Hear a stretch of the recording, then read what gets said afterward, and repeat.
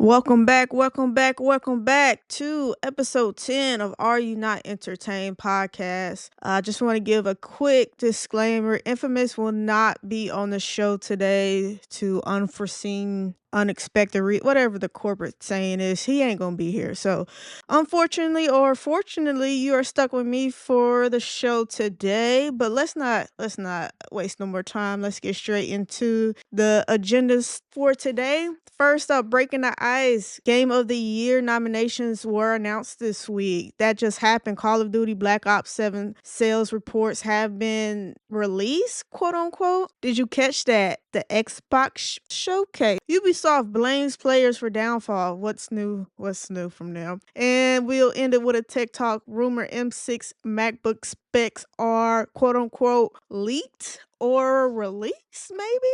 But let's get into the show. Starting off with Breaking the Ice, Game of the Year nominations. Now, this is very interesting year of the game show this year because Expedition 33 leads all games in total nominations. They have 12 total nominations this year.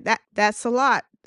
That's a lot, and some people are surprised, but a lot of people, they're not surprised because it was a good game and it deserves all the recognition that it's getting. But some other people with multiple nominees, we have Death Stranding 2 and Ghost of Yotei with 7 nominations each. We have Hades 2 picking up with 6 nominations. And Team Cherry with Hollow Knight has 5 nominations this year. And Split Fiction has 4. So those are some of the games with multiple nominations this year. Just wanted to really shine light on Expedition 33 with its 12. I think it is the most nominated game in history of the Game Awards. So shout out to them. I know they've worked very, very hard to bring a product that is very, very good to the world of games, and I think they're getting celebrated with the 12 nominations. So just run down quick. Like we said, Expedition 33 from Sandfall Interactive is nominated for Game of the Year. We're going to go through each category, or some of the categories, because we're not going to be here all day. Death Stranding 2 on the Beach from Sony Interactive Entertainment. Donkey Kong Bonanza. This kind of surprised me. I mean, I didn't play it, but I did hear a lot of good feedback from our friend that plays Nintendo about this game. He had high praise about this Donkey Kong Bonanza. Of course, from Nintendo. Hades 2, Supergiant Games, Hollow Knight, Silksong, Team Cherry, Kingdom Come Deliverance 2 from War Horse Studios, and Deep Silver. So those 6 are up for a Game of the Year award.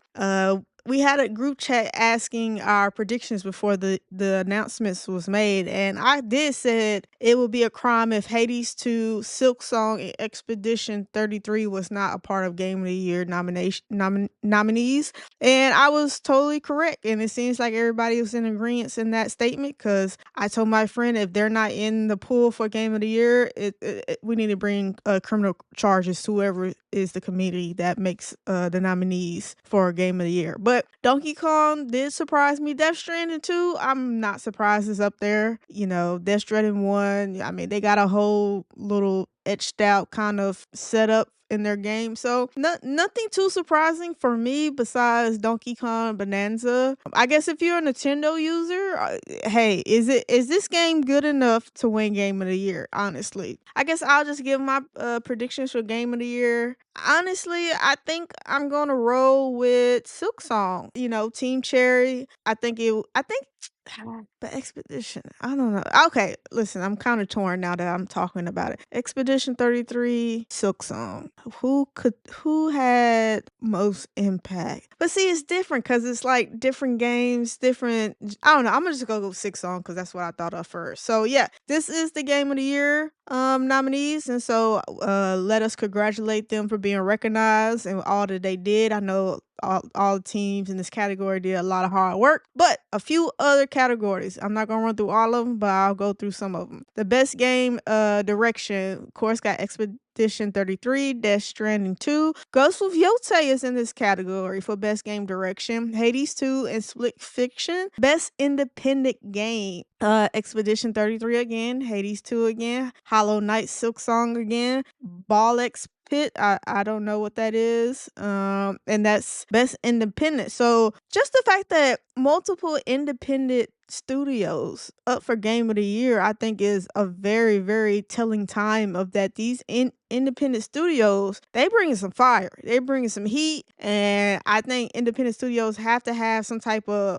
like awards or applause because they're bringing new ideas, new franchises to the gaming industry, to where some of the AAA people constantly try to rehash the same game, bring back the game, game that we kind of said, hey, you fucked up. Mass Effect, not to beat up on them, but some of these AAA studios keep just thinking, hey, the safer play is having an IP that's already was on the top of the mountain, and it came down, it went to its final resting place, and they trying to disturb that and bring it back, and with its today's problem. So I think independent gaming companies to have like some high praise this year. And the fact that so many of the games that's in the Game of the Year nominations are independent, I think that's a telling tale how independent studios are taking over the industry. Not saying they're gonna beat out AAA or nothing like that. I'm just saying they are building momentum. They are building expectations, and the fact that they have more of a personal relationship with the consumers of the games and the players of the games means that they have more dedicated people. And when you have dedicated fans like that, I think you have a higher chance of longevity than someone from a AAA studio, game from a AAA studio, and they just are ruining and bringing down the brand recognition. Something like Bethesda, like, who is just losing the confidence of its player base. Not to beat up and not go down a rabbit hole, let's continue. Best art direction, Expedition 33 again, Death Stranding 2, that's not surprising, Ghosts of Yotei, Hades 2, and Hollow Knight Silk Song. Best community support, I didn't even know this was a section. No Man's Sky is in this category, and Helldivers 3 is in this category, and Fortnite, Final Fantasy, Gate 3 are in the best community support. Best adaptation, a Minecraft movie, Devil May Cry, The Last of Us Season 2, Splinter Cell, Death Watch, and Until Dawn. And so those were some of the major categories and some of the nominees. But like I said, Expedition 33 has 12 total nominations, the most ever in gaming history. So we'll see how many of those 12 they get. I think they deserve a lot, if not most of them. But like I said, the main guest at the table is Game of the Year. Let me know in the comments below, how do you feel about this year's nominations? Are you excited to see so much independent studios up for Game of the Year? Do you think they actually have a chance to really start taking over the industry when you compare them against the AAA game studios? I will be very, very interested in the comment sections, but let me know your predictions as well. Who's going to win Game of the Year? Is it Hades 2, Expedition 33, Donkey Kong, Kingdom Come, Hollow Knights, or Death Stranding 2? Let me know in the comments below and we can go back and forth. Moving on to, I'm listen, it's it's just a lot of hate going on right now on Call of Duty Black Ops 7. Do I think that all this hate is warranted? Listen, I don't know, but let me just go through the reports and the rumors and everything that's surrounding in the streets when it comes to Black Ops 7, because this game did launch. And so it's been out. It hasn't even been out that long, because I don't even have confirmed figures, but it's a lot of like, whisperings. But let me just go through it. So in Europe, Black Ops 7 ranked number 1 in unit sales among tracked games. However, in European launch sales are reported to be 63% lower than the first week sales of Battlefield 6. So they're saying that, yeah, it might be number 1, but it is significantly more than half lower than Battlefield 6 sales. So, I mean, but that's just one little area of the world.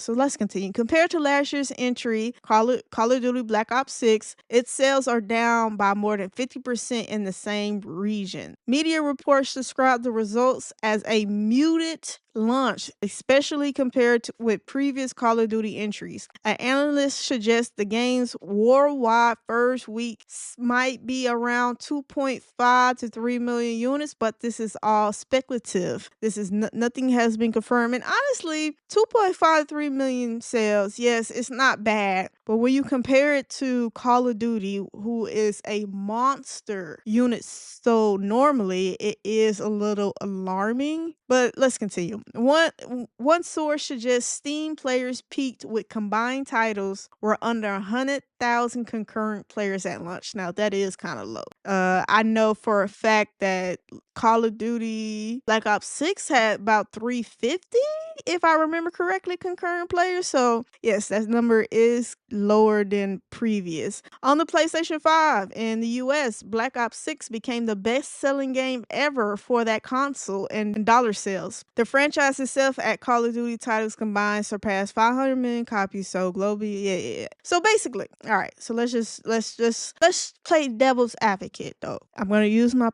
platform responsibly. Yes, the numbers are down. Can't argue that. But like I said, we don't know a complete unit sold around the world. This is all speculative. But I think this is just further indication that Call of Duty being available day one, Xbox Game Pass, is just affecting the sales, honestly. I think more people are like, why spend the money when I'm already spending money on Game Pass. Why buy Call of Duty? I think that has something, if not a lot, to do with the lower sales. Now, is that the complete reason?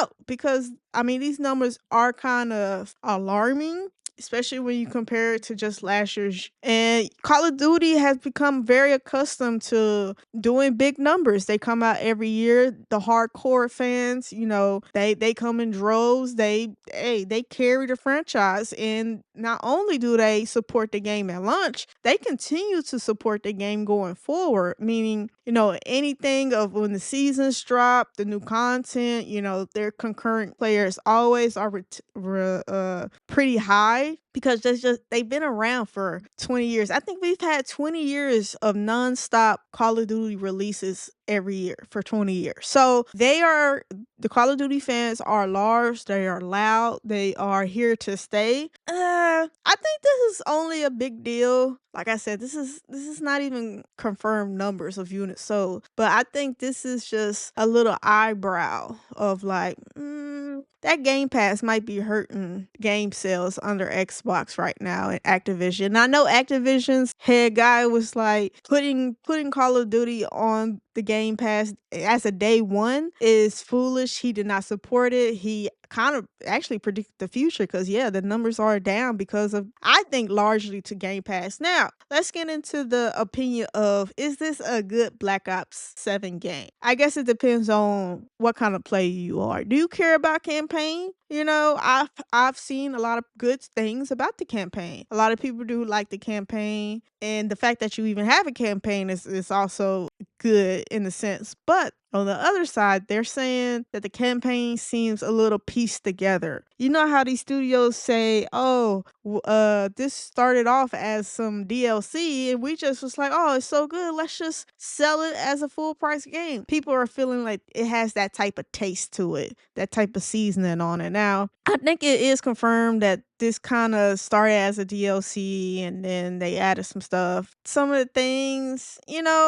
the game, I just think if you know the Call of Duty experience, this is not nothing new. They didn't bring maybe that much innovation things to the table with this one. And I know the wall running thing fiasco or non-fiasco, because they talked about it, but then they say it's not really there. Listen, Call of Duty has been a non-stop non-stop machine for years.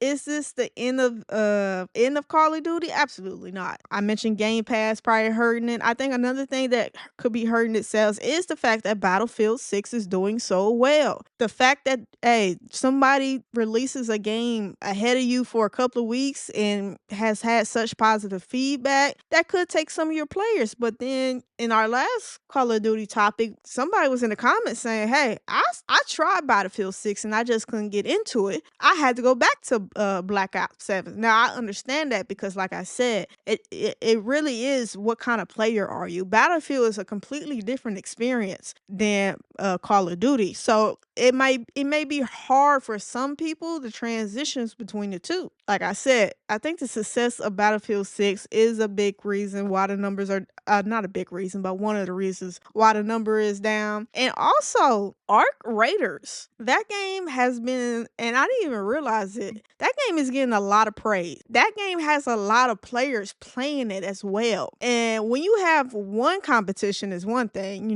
you only got so much of the pie to slice. So when you got you and Battlefield 6 at the table trying to slice this pie up, and then you get Arc Raiders, who has had very, very positive reviews and very, very positive just response from the community. That's a third person trying to slice this pie, and there's only so much money in the market. And I think we're in a point, I keep saying, people are watching their pocketbooks, they're watching their spending more than ever in life right now. So if you had an option between Battlefield 6, Arc Raiders, and Call of Duty just, the money's already spent. I.e. some Battlefield 6 and Arc Raiders has been out for a month or so. So maybe people haven't got to Call of Duty yet because they're still playing the other two. And that's also sometimes a gamble when you're the last person to the table. Money's already spent. So you kind of on that, well, we'll get to you when we get to you mindset of players. And like I said, I think, Call of Duty has had a long history. They had their ups, they have their down years, and they return their revenge game returns, and they do very well. So I don't think this is going to stop Call of Duty. This is not going to slow them down. We'll have another Call of Duty next year. Now, would it have some tweaks to it here and there more? Maybe. I mean, like I said, it's a lot of people at the table right now. Indie games are doing really, really good. And the fact that Battlefield 6 received so much praise, and plus with the Xbox Game Pass, it was just a storm that hit Call of Duty release day all at one time, and they couldn't weather the storm. But let me know what you feel. Are you still a Call of Duty fan, and will you support Call of Duty no matter what they do and what other people say? Because you can't get into Battlefield 6 or Arc Raiders. Maybe this is your first person shooter game that you will support until the wheels fall off. And that's, hey, I'm here for it. The day ones, like I said, the hardcore Call of Duty players will not let Call of Duty fail or disappear. But let me know in the comments how you feel. Do you think Call of Duty just has a lot more competition this year compared to last couple years? And maybe the Xbox Game Pass is hurting the sales. But like I said, there's a lot of hate going on. Everybody and their mama are reporting how bad Call of Duty Black Ops numbers are, even though they're not really confirmed yet. But a lot of them did look at the concurrent player count at 100,000 compared to 350 or 322, whatever it was last year. This is just the normal, the bashing of Call of Duty seasons we have, and we have it every year. It's either Call of Duty does something really great and it's nice and it's good. Maybe it's not the best, but it's still like, hey, it's a good game, and they have an okay review season. Or like this year, everybody bashes them for X, Y, and Z. And I'm not here to say it's a bad game, because like I said, you got the online players, you got some people play the campaign and nothing at all, and some people play the online and nothing at all. So I think this game is for some people, maybe not me and my cousin, but hey, if you're a supporter of Call of Duty and you ain't letting it go, by all means, support your game because it looks like they're going to need all the support they can get from their hardcore fans going forward. Let's move on to Xbox partner preview. I'm just going to say, I know I've come on my platform multiple times and said, hey, these state of plays are snooze fest. What was the point? This could have been a tweet or something. Why did you take up an hour and a half of my time and didn't say anything worthwhile? Now, I said that. I am very aware of what I say on my platform. But I can say without a shadow of a doubt, and I bash Xbox. I bash them all actually. None of them are good in my eyes. Nintendo, Xbox, or PlayStation. They all have the certain quirks or fuck ups. But I am here to say this was a good showcase. There was no talking. There was no introductions. There is no AO unnecessary advertisement. If you watch the one for Xbox, now I know IGN had their own version and it was like an hour and 30 minutes, and I believe it's just because they put their own little advertisements in between announcements. But this showcase was like 33 minutes, and really the last 3 minutes is just a banner saying thank you for watching. So it's really 30 minutes. And they get straight to the shit. So I will give Xbox their due. This was a good showcase. It went kind of fast. I had to watch it 3 times just to make sure I didn't miss any nuances. But this was a good showcase. I feel like anytime where a big studio is supporting their little guys, their little companies, their little, not to call them little, I'm not trying to be funny, but not their AAA studios is good. I feel like, especially when you looked at the Game of the Year awards, it was the smaller studio, the independent studios that really are taking over. So this is very smart from Microsoft and Xbox to make sure they showcase their maybe not as big studios. I will go down the list. There were 17 games, at least 17 games that I listed out on my announcement. Some of them, most of them are for next year. There was a few that are available now, and I'll run through that when I go through all the titles. But just quick, number 1, up first, Armorous. This looked good. I will say, I looked at it, I was like, oh, this look good. It is a third-person roguelike shooter. That was my only hiccup. Roguelike. I don't really do well with roguelike, but this is something that did look good. It's supposed to come out in 2026. There is no set date yet. It's coming to the Xbox system, PC, PS5, and the Switch 2, and will be a day 1 Game Pass entry. So Armoritus, look, I might be saying it completely wrong, I'm sorry, but that looked good. The next up was The Mound. This I did like. It's a co-op Lovecraft inspired horror. This is scheduled to come out Q2 of 2026 for Xbox and the PS5. Dave the Diver, next up. Now this is available today, and the DLC, The Jungle, will be coming in 2026. Fun, just time-consuming game. Not really mad at it. All right, so next up, Crow's One. It is a gothic Metrovania, very much Hollow Knight style. There is no official release date. It is coming to the Xbox, PS5, and the Switch 2, and will be a day 1 Game Pass. Next up, Echo Generation 2, darker sequel or prequel hybrid with deck building, scheduled to come out 2026, coming to PC, Xbox. Yeah, so this is just coming to Xbox. There is no PlayStation. Play anywhere plus day 1 Game Pass. Vampire Crawlers, first person deck builder roguelike. Xbox, coming to Xbox, PC, PS4, PS5, and to the Switch. Game Pass as well. Next up, 007 First Light. I am interested in this game. It's been a long time since I played a James Bond video game, so I kind of just want to feel what they did to bring it up in today's expectations. But yeah, James Bond action adventure.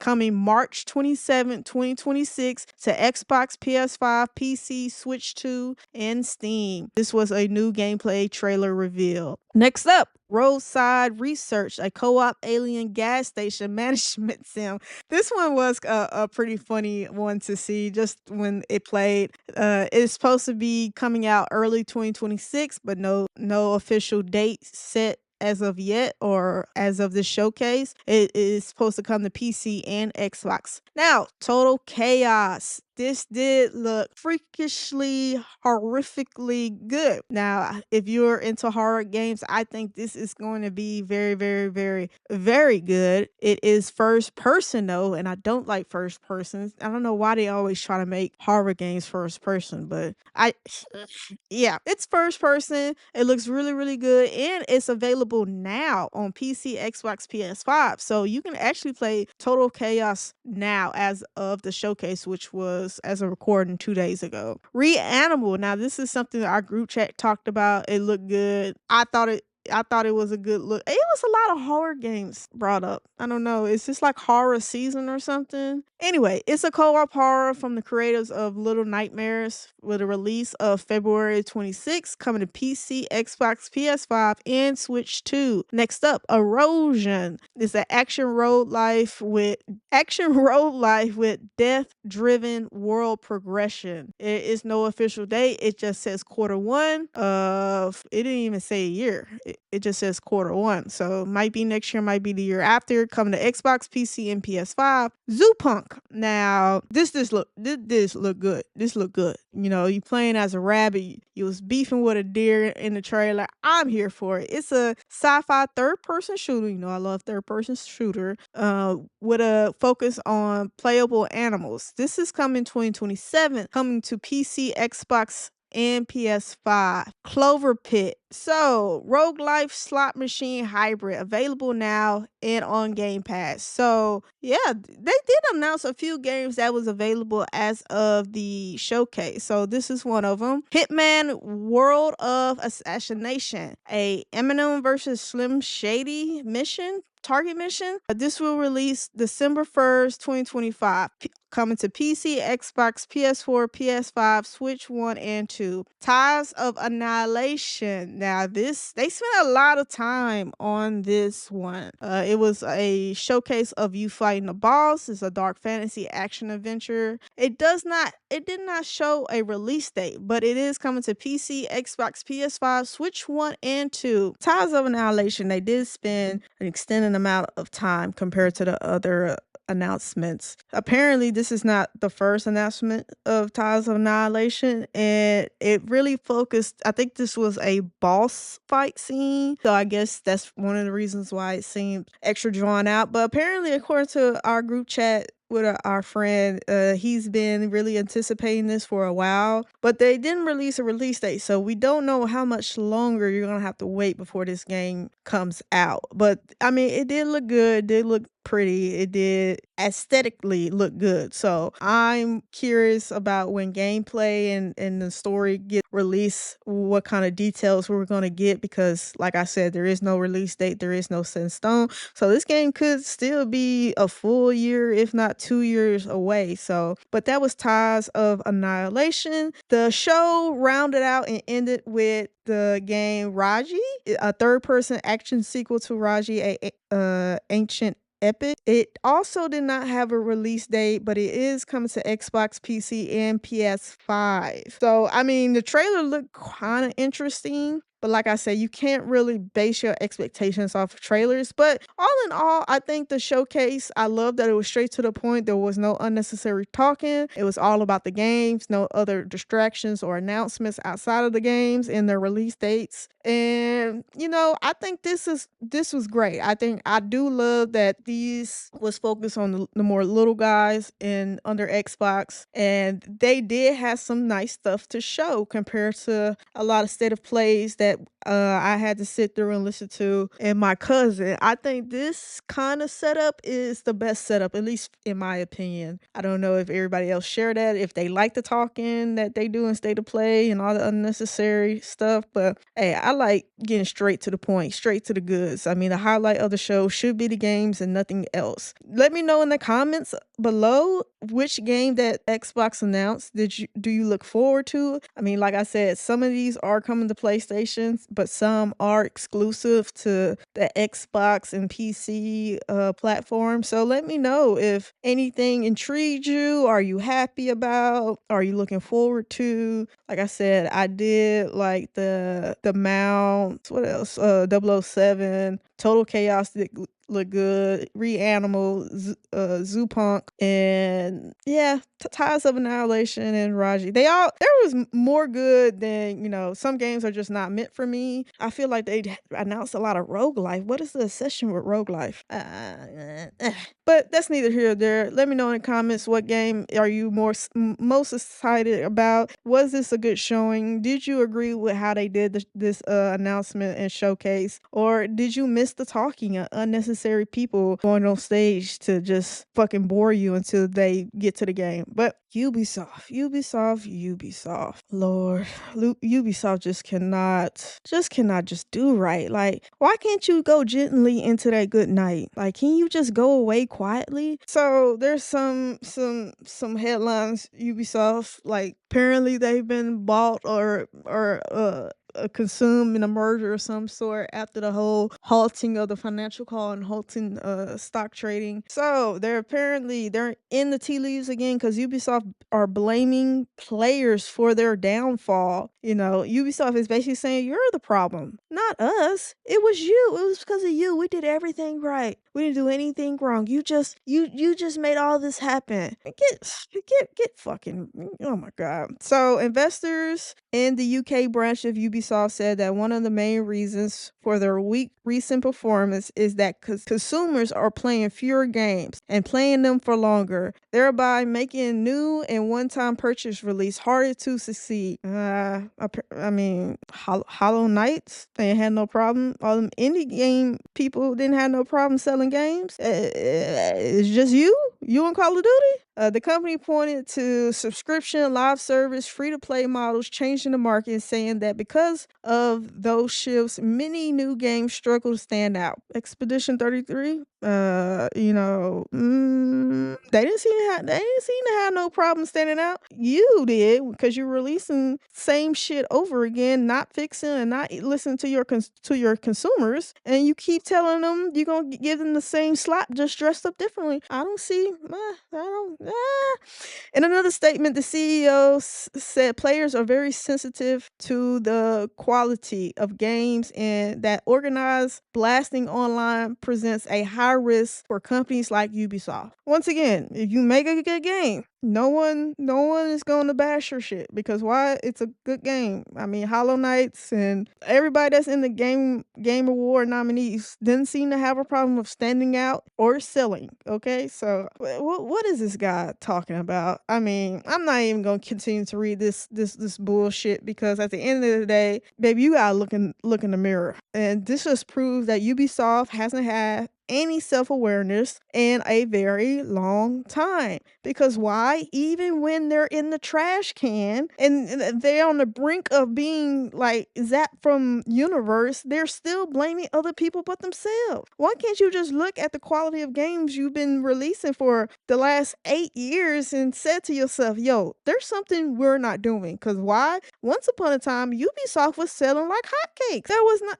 a time where Assassin's Creed games couldn't stay on the shelf. And then something happened. Then something changed. I don't understand how Ubisoft doesn't look in the mirror. Why are you blaming the person that is just showing your reflection on yourself? I don't get it. I'm not gonna spend too much more time on Ubisoft and their trash ass statements and blaming the consumers. That's how you know a company's really, really done. Once they start blaming the people that they're supposed to market to, that's how you know your company is in the shits, and you just need to go gently into that good night, baby. Because once you start blaming the people you're supposed to be satisfying and working with and focused on, that means consumers hasn't been their focus in forever. Why? Because the consumers are the enemy. How can you sell something to the enemy and think you're gonna have a good outcome? I don't know. I'm not about to continue on with this slop of a company, this trash.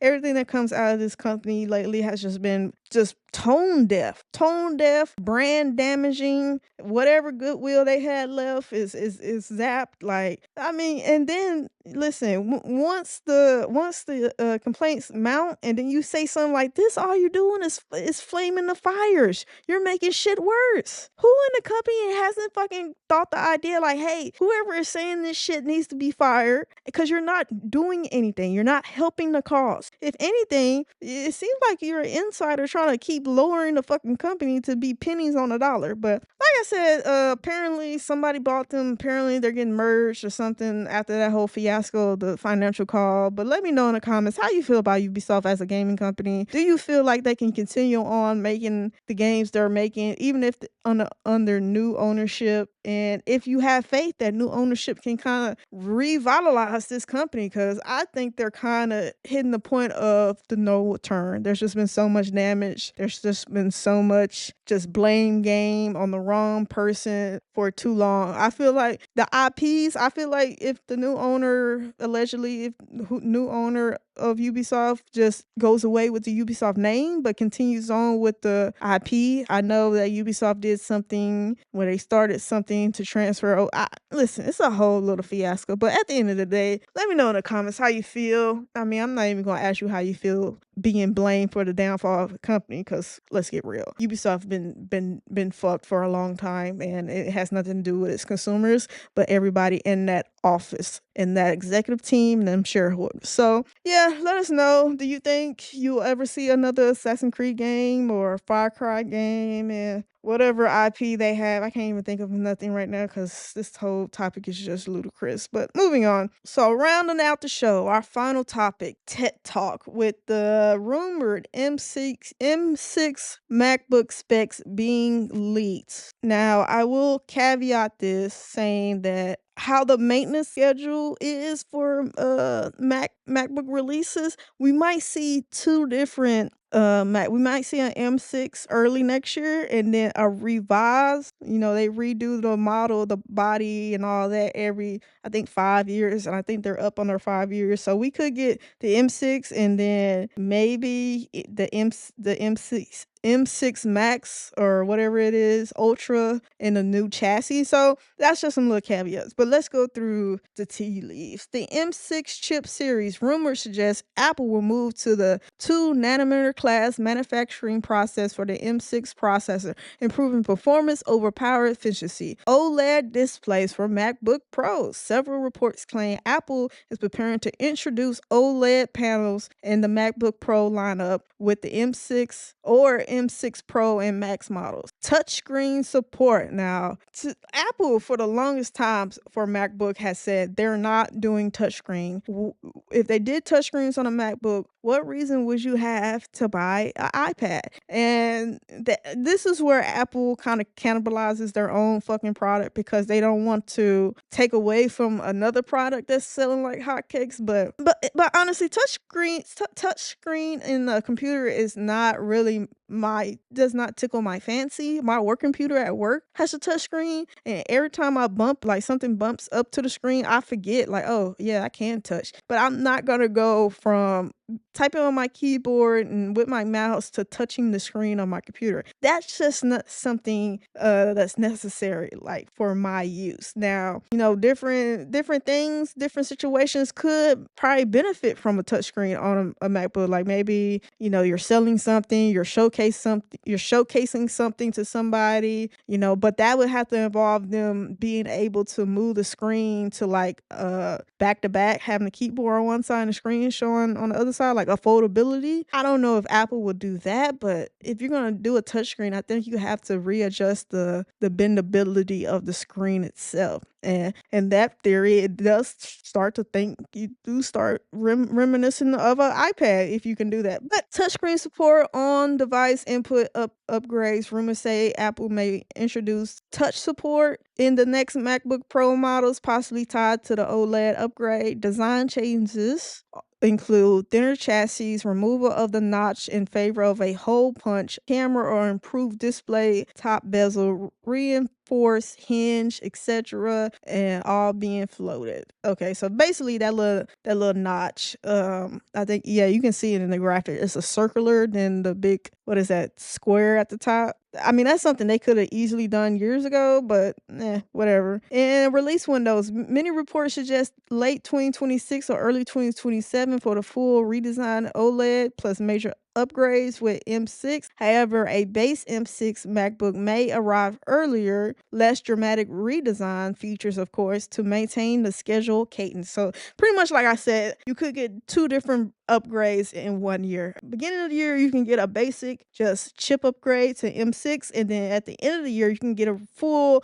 body redesign, and it'll possibly have a M6 Pro or M6 Ultra chip. You know, these MacBooks things come out every so often, but the one thing I am intrigued with the rumors, they're saying that possibly Apple can enable like mobile telephone internet service to be supplied by, Verizon, T-Mobile, all the phone companies. They literally can, like they do with the iPad. The iPad has, its online and can be connected to cellular internet wherever, whenever you have basic service and cell tower coverage. They're saying that's possibly going to come to the MacBook. Now, that intrigued me because I think a year ago I was sitting in the airport and they had horrible Wi-Fi. I don't understand that. And I was just like, why do I have to use my hotspot on my phone, which is iffy? I don't know why, but my hotspot on my iPad kind of performs better than my hotspot on my phone. I'm not really sure. I never really thought to look into why.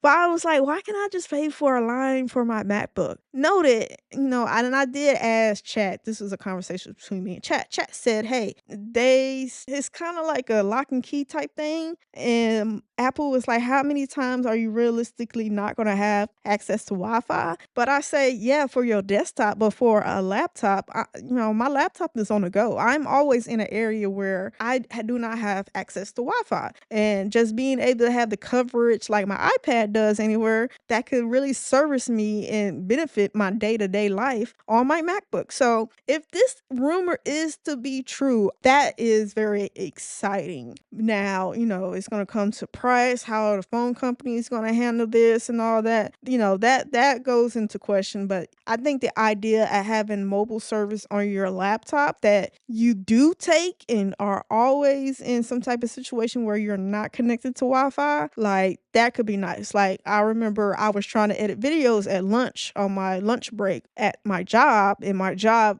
does not disclose the building's Wi-Fi, and so I had to use the hotspot, and it's very inconvenient. It's not really the best when you're editing videos and try to upload to YouTube while on a hotspot. Not saying you can't do it. I think this could really be a little tidbit to the MacBook if that's to be true. Out of everything that was announced or rumored to be announced, the OLED, of course, I feel like it's an inedible OLED is going to come to a MacBook one of these days. It's just when, not if. But besides the OLED rumor, definitely this mobile internet coverage from your phone company is the most exciting out of everything. I will say though, if you're gonna possibly wait till this time next year, so you have the redesign and you have everything in a new fresh body cast to offer. Don't buy the early one. If that's to be true. If that's to be true. We won't know that until,